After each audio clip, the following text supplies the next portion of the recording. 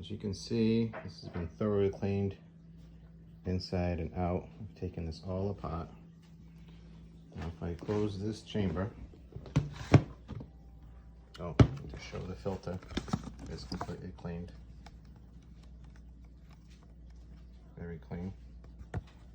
And this is what happens. Even on low setting or high setting, I hold the trigger down.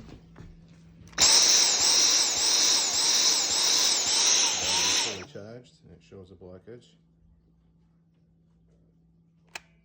Now I'll put it on high. It's out on a high setting.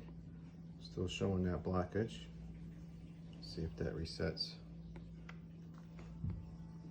This has been thoroughly cleaned out, inside out, with compressed air and everything. Does not go away.